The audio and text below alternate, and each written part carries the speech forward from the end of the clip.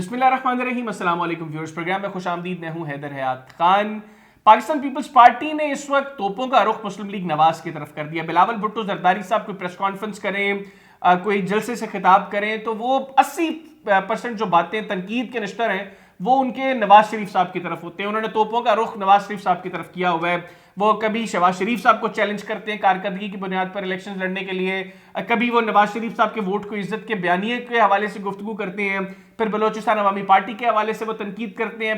खास तौर पे जब से बलूचिस्तान का दौरा किया नवाज शरीफ साहब ने, उसके बाद से पीपल्स पार्टी ज्यादा जो है वो मजबूती के साथ एक नैरेटिव लेकर आ रही है कि नवाज शरीफ साहब डील करके पाकिस्तान आए हैं। तो ये सारी सिचुएशन हम प्रोग्राम में डिस्कस करेंगे कि वो पॉलिटिकल पार्टीज जो 16 माह इक्तदार में रहीं एक दूसरे की तारीफें करते होते थे। बिलावल साहब शहबाज शरीफ साहब की तारीफें कर रहे हैं, शहबाज शरीफ साहब कह रहे हैं बिलावल मेरा छोटा भाई है, इसने वजारत खारजा में कमाल कर दी है।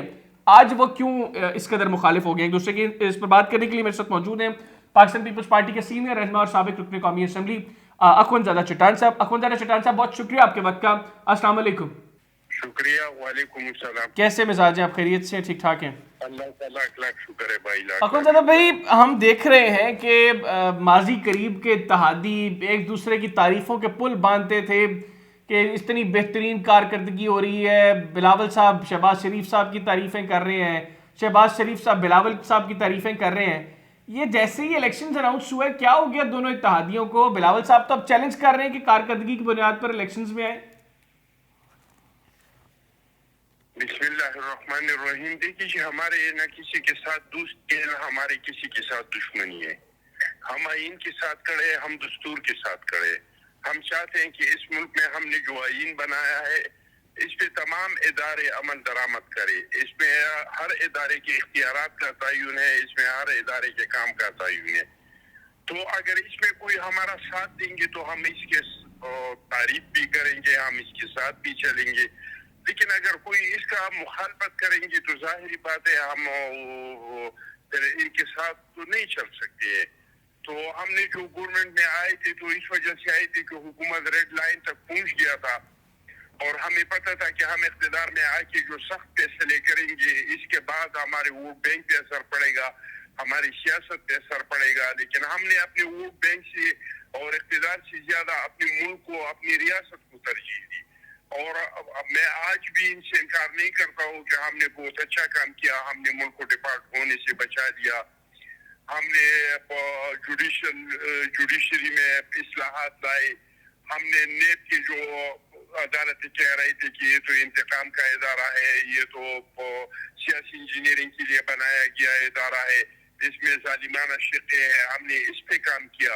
हमने अपने खारिजा पॉलिसी को दुरुस्त किया। ठीक है कि हमें मईशत में वो कामयाबी हासिल नहीं हुई।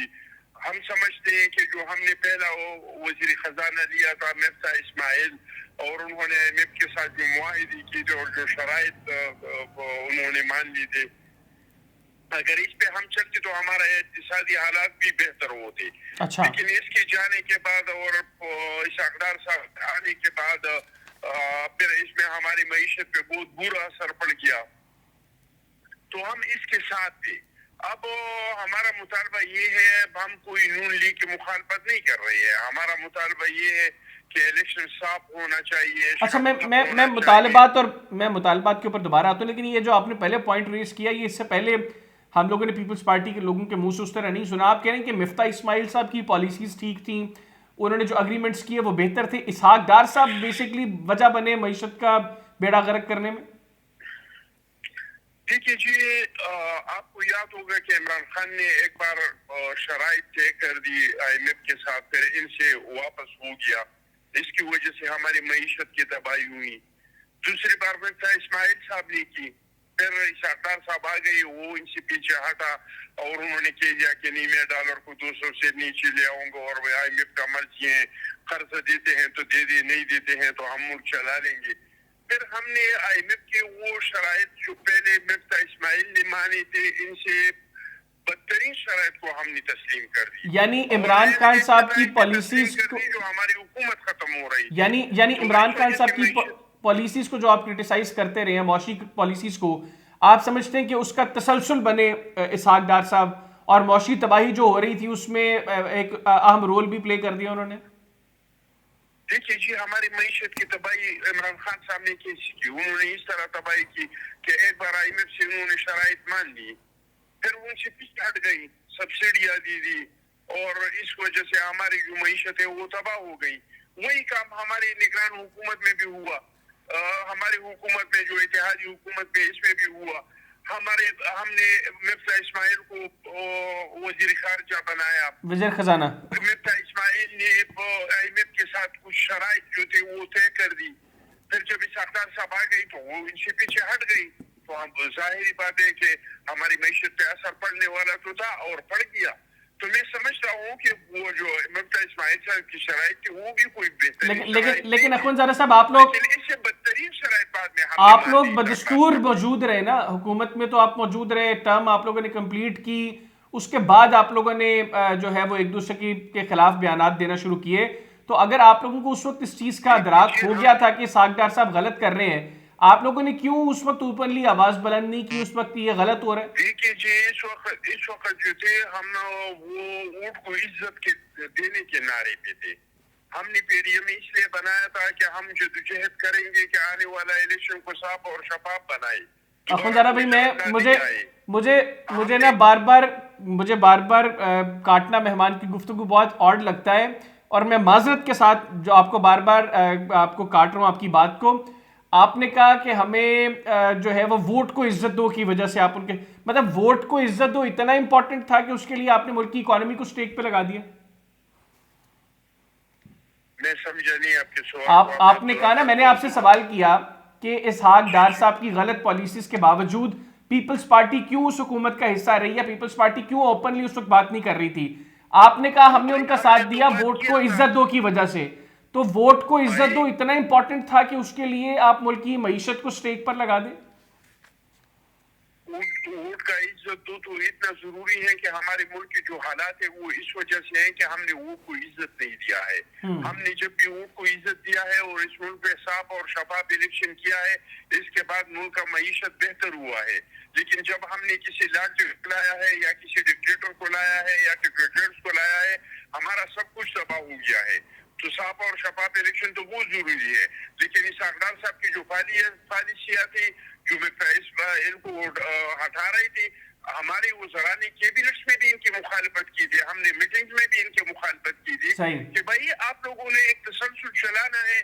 جب معیشت کے پالیسیوں میں تسلسل نہیں ہوگا، معیشت تو مضبوط نہیں ہوگا۔ ٹھیک ہو گیا۔ اچھا اخوانزادہ صاحب مجھے بتائیے گا، کوشش کیا تھا کہ ہم یہ تسلسل چلائیں۔ صحیح۔ اچھا مجھے اب یہ بتائیے گا کہ ابھی بلاول صاحب نے بڑا کرٹیسائز کیا کہ ہم نے سینٹ میں باپ کا ووٹ لیا تو ہمیں PDM سے نکال دیا گیا، اور اس وقت PDM کے اوپر جو ورژن نون لیگ کا تھا، آج PDM باپ کو نون لیگ جو ہے وہ ساتھ ملا کر بیٹھی ہوئی ہے۔ آپ کے نزدیک بلوچستان عوامی پارٹی کی نون لیگ سے قربت کیسے ہو گئی اچانک؟ دیکھیے جی، اچانک تو کچھ نہیں ہوا نا۔ بہت سارے لوگ ایسے تھے جو ہمارے ساتھ رابطوں میں تھے، بلوچستان سے بھی، ساؤتھ پنجاب سے بھی، اور ان لوگوں نے ہمارے ساتھ کمٹمنٹ کیا تھا کہ ہم پیپلز پارٹی میں آئیں گے، اور وہ تھے بھی پہلے سے ہماری پیپلز پارٹی میں، اور بعد میں جو ہے انہوں نے کہہ دیا کہ ہمیں مجبور کیا جا رہا ہے کہ آپ لوگ جو ہیں مسلم لیگ نون میں شامل ہو جائیں۔ کس نے مجبور کر دیا ان کو اتنا کہ کمٹمنٹ کے باوجود وہ نون لیگ میں جا رہے ہیں؟ اور یہ آپ اس ملک میں نہیں رہ رہے ہیں، آپ کو نہیں پتا کہ کون مجبور کر رہے ہیں۔ 2018 میں کس نے مجبور کیا تھا؟ 2013 میں آروز الیکشن کس نے کیا تھا؟ 2018 میں جو ہے RTS کو کس نے بٹھایا تھا؟ پھر اس کے بعد جو سینٹ کا ووٹ جو آپ کو ملا تھا بلوچستان عوامی پارٹی کو کا، وہ بھی انہوں نے مجبور کر کے دلوایا تھا؟ بھائی ہم تو سیاسی لوگ ہیں، ہم تو سیاسی جوڑ توڑ کرتے ہیں۔ اگر مسلم لیگ بھی کوئی کسی کو سیاسی جوڑ توڑ کے، سیاست ہے جوڑ توڑ کے نام، اگر کوئی اپنی نہیں آپ کر رہے ہیں تو اخوانزادہ بھائی آپ کر رہے ہیں تو وہ سیاسی جوڑ توڑ ہے، وہ کہہ رہے ہیں تو ان کو مجبور کیا جا رہا ہے، یہ آرگیومنٹ سمجھ میں نہیں آ رہا۔ ایسا ہی ہے۔ ہم نے جو کچھ کیا تھا، ہم نے اتحاد میں اعتماد کیا، اس میں ایک خونخار کسی کی طرف سے نہیں کیا۔ ہم نے وہ لوگ جو پہلے سے ناراض تھے PTI کی حکومت سے، جو پہلے سے ناراض تھے، ان لوگوں کے ساتھ بات چیت کر کے اور اس ذریعے سے ہم نے اعتماد کیا. اسی طریقے سے ہم نے سینٹ میں ان کو ہرا دیا. ہم نے کسی کا سپورٹ نہیں لیا تھا. ہم تو مسلم لیگ نون کو یہی کہہ رہے ہیں کہ آپ لوگ بیساکھیوں پہ نہیں آئے, کیونکہ آپ بیساکھیوں پہ آ جائیں گے پھر آپ اس ملک کے مسائل کو حل نہیں کر سکتے. اگر آپ لاٹلا بن کے آئیں گے تو آپ ملک کے مسائل کو حل نہیں کر سکتے. ہم تو چاہتے ہیں کہ مسلم league known I, P T I آئی, جو بھی آئے, لیکن عوام کے ووٹ کے ذریعے آئے, عوام کے ذریعے سے آئے, کسی بیساکھیوں پہ نہیں آئے, کسی کے سپورٹ پہ نہیں آئے. میں مانتا ہوں کہ نواز شریف صاحب کو جو سزا ملی تھی وہ اس کو غیر قانونی اور غیر آئینی سزا ملی تھی, لیکن اس کا مطلب یہ نہیں ہے کہ جس طرح ڈنڈے کے زور پہ اس کو اختیار کیا تھا جس طرح ڈنڈے کے زور پہ اس کو واپس لائے. تو ہم اس چیز کے مخالف ہیں. ہم کہتے ہیں کہ ٹھیک ہے آپ کو سزائیں ملی غیر قانونی طریقے سے, لیکن اس کا ختم کرنا غیر قانونی طریقے سے یہ جمہوریت کے لیے ٹھیک نہیں ہے, یہ سیاست کے لیے ٹھیک نہیں ہے. اس سے جمہوریت کمزور ہوگا, جمہوری ادارے کمزور ہوں گے. لیکن قانونی طریقے سے اخوان زارا بھائی, میں نے آپ سے گفتگو کرنے سے پہلے نون لیگ کا ورژن بھی لیا. نون لیگ کا کہنا ہے کہ بلاول صاحب کو یہ مسئلہ ہے کہ ان کی ذہن سازی ہو چکی تھی کہ اگلے وزیر اعظم وہ ہیں, لیکن نواز شریف کی واپسی کے بعد جس طریقے سے پبلک وہ نواز شریف کے ساتھ چلی ہے, ان کو اب وزارت عظمیٰ کا خواب پورا ہوتا نظر نہیں آ رہا. یہ وجہ ہے کہ وہ ہم پر اب تنقید کر رہے ہیں. نون لیگ یہ کہہ رہی ہے.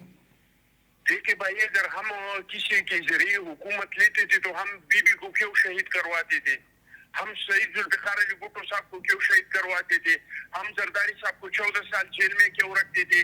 ہم اقتدار لینا چاہتے صرف عوام کے ذریعے, اور مسلم لیگ نون کا اگر مقبولیت ہوتا تو یہ الیکشن سے کیوں بھاگ رہی ہیں. کو الیکشن سے نہیں بھاگنا چاہیے تھا, لیکن عوام کے اس کے ساتھ ہے. یہ جو دعوے کر رہے ہیں کہ ہمیں 145 سیٹیں ملیں گے اور 140, زمینی حقائق تو یہ نہیں ہے. زمینی حقائق تو یہ ہے کہ ان کے ایم این ایز, ان کے وزراء جو اپنے حلقوں میں جاتے ہیں, عوام کی طرف سے ان کو بہت شدید رد عمل ملتا ہے. یہ تو عوام میں نکل نہیں سکتے ہیں, جدھر بھی جاتے ہیں وہاں سے عوام سے پٹ کے آ جاتے ہیں. تو یا تو یہ کہ یہ جو دعوے کر رہے ہیں کہ ہم اتنے ووٹ لیں گے اور 2/3 میجارٹی لیں گے, یا تو یہ کہ کسی نے کہا ہے کہ ہم آپ کو اتنے ووٹ دلوا دیں گے. اگر یہ نہیں ہے تو عوامی طاقت تو آپ دیکھ نہیں رہے کہ یہ لوگ پنجاب میں جدھر بھی جاتے ہیں وہاں پہ لوگ ان کے ساتھ کیا کرتے ہیں. لیکن اگر لوگ ان کو سپورٹ نہیں کر رہے, اخوان زارا بھائی, اگر لوگ نون لیگ کو سپورٹ نہیں کر رہے تو سپورٹ تو پیپلز پارٹی کو بھی نہیں کر رہے. ایون کے پی کے میں مانسیرا کا جو جلسہ تھا وہ بہت چھوٹا جلسہ تھا پیپلز پارٹی کا. پنجاب میں پیپلز پارٹی کے پاس اتنی جو ہے وہ کینڈیڈیٹس ہی نہیں ہے کہ وہ تمام حلقوں میں امیدوار کھڑے کر سکیں.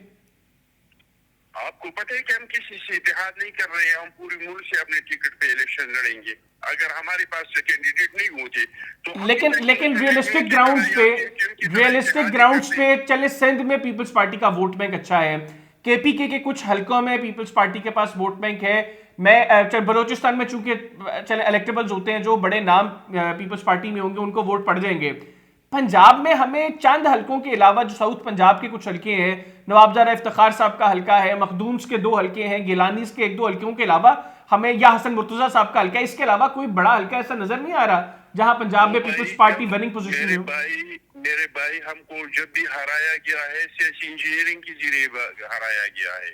اگر اس ملک میں صاف اور شفاف الیکشن ہوا تو انشاءاللہ تعالی عوام کا اعتماد جو ہے وہ پاکستان پیپلز پارٹی پہ ہے. آپ سمجھتے ہیں کہ اگر صاف اور شفاف الیکشنز ہوں تو پنجاب میں پیپلز پارٹی اگر قومی اسمبلی کے حلقوں کی بات کریں تو 20 بھی حلقے جیت سکتی ہے؟